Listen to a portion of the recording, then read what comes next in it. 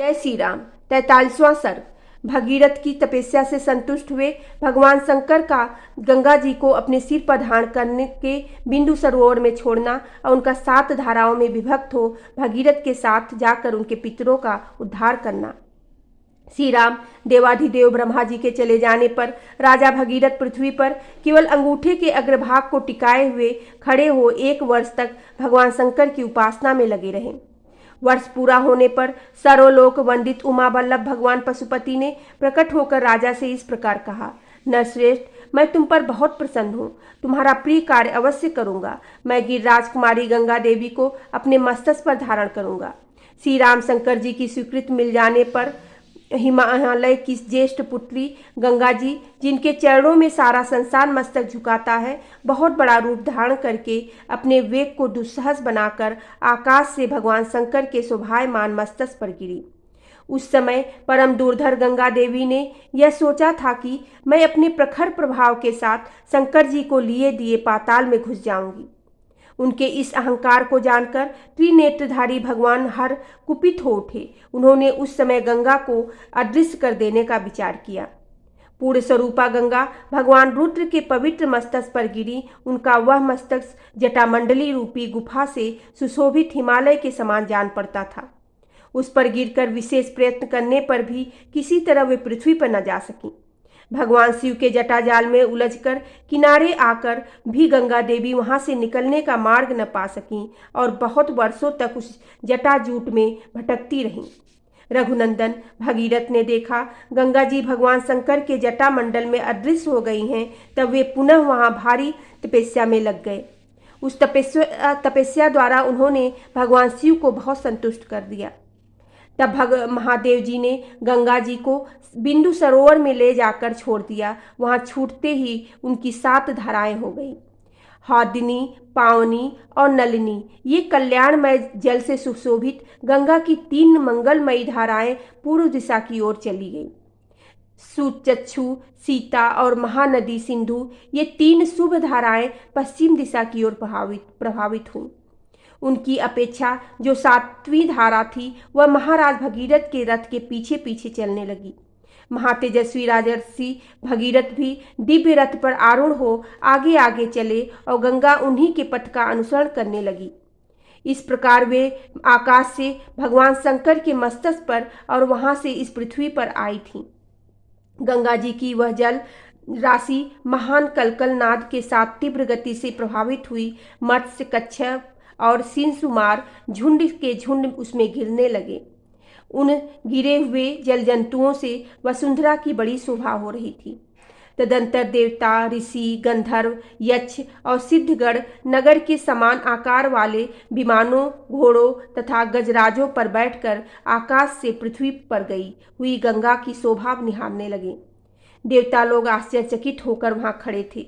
जगत में गंगा अवतरण के इस अद्भुत एवं उत्तम दृश्य को देखने की इच्छा से अमित तेजस्वी देवताओं का समूह वहां जुटा हुआ था। तीव्र गति से आते हुए देवताओं तथा उनके दिव्य आभूषणों के प्रकाश से वहां का मेघ रहित निर्मल आकाश इस तरह प्रकाशित हो रहा था मानो उसमें सैकड़ों सूर्य उदित हो गए हों। सिंसुमार, सर्प और चंचल मत्स्य समूहों के उछलने से गंगा जी के जल से ऊपर का आकाश ऐसा जान पड़ता था मानो वहां चंचल चपलाओं का प्रकाश सब ओर व्याप्त हो रहा हो। वायु आदि से सहस्त्रों टुकड़ों से में बटे हुए फेन आकाश में सब ओर फैल रहा था मानो शरद ऋतु के श्वेत बादल अथवा हंस उड़ रहे हों। गंगा जी की वह धारा कहीं तेज, कहीं टेढ़ी और कहीं चौड़ी होकर बहती थी, कहीं बिल्कुल नीचे की ओर गिरती और कहीं ऊंची ओर उठी हुई थी। कहीं समतल भूमि पर धीरे धीरे बहती थी और कहीं कहीं अपने ही जल से उसके जल में बारंबार टकराने लगती रहती थी। गंगा का वह जल बार बार ऊंचे मार्ग पर उठता और पुनः नीचे भूमि पर गिरता था। आकाश में भगवान शंकर के मस्तक पर तथा वहां से फिर पृथ्वी पर गिरा हुआ वह निर्मल एवं पवित्र गंगा जल उस समय बड़ी शोभा पा रहा था।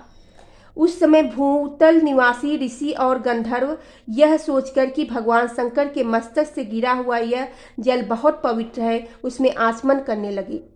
जो साप भ्रष्ट होकर आकाश से पृथ्वी पर आ गए थे, वे गंगा के जल में स्नान करके निष्पाप हो गए तथा उस जल से पाप धुल जाने के कारण पुनः शुभ पूरिक से संयुक्त हो आकाश में पहुंचकर अपने लोगों को पा गए। उस प्रकाशमान जल के संपर्क से आनंदित हुए संपूर्ण जगत को सदा के लिए बड़ी प्रसन्नता हुई। सब लोग गंगा में स्नान करके पापहीन हो गए। राजर्षि महाराज भगीरथ दिव्य रथ पर आरूढ़ हो आगे आगे चले रहे थे और पीछे गंगा जी उनके पीछे पीछे आ रही थीं। श्री राम उस समय समस्त देवता, ऋषि, दैत्य, दानव, राक्षस, गंधर्व, यक्ष, प्रवर, किन्नर, बड़े बड़े नाग, सर्प तथा अप्सरा, ये सब लोग बड़ी प्रसन्नता के साथ राजा भगीरथ के रथ के पीछे पीछे गंगा जी के साथ साथ चल रहे थे। सब प्रकार के जल जंतु भी गंगा जी की उस जल राशि के साथ आनंद जा रहे थे। जिस ओर राजा भगीरथ जाते उसी ओर समस्त पापों का नाश करने वाली सरिताओं में श्रेष्ठ यशस्विनी गंगा भी जाती थी। उस समय मार्ग में अद्भुत पराक्रमी महामना राजा जह्यू यज्ञ कर रहे थे। गंगा जी अपने जल प्रवाह से उनके यज्ञ मंडल को बहा ले गई।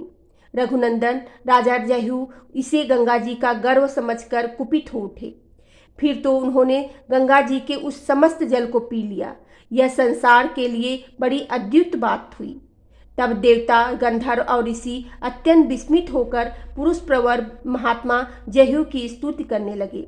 उन्होंने गंगा जी को उन महात्मा नरेश की कन्या बना दिया, अर्थात उन्हें यह विश्वास दिलाया कि गंगा जी को प्रकट करके आप इनके पिता कहलाएंगे। इससे सामर्थ्यशाली महातेजस्वी जह्यू बहुत प्रसन्न हुए और उन्होंने अपने कानों के छिद्रों द्वारा गंगा जी को पुनः प्रकट कर दिया। इसलिए गंगा जह्यू की पुत्री एवं जाह्नवी कहलाती हैं।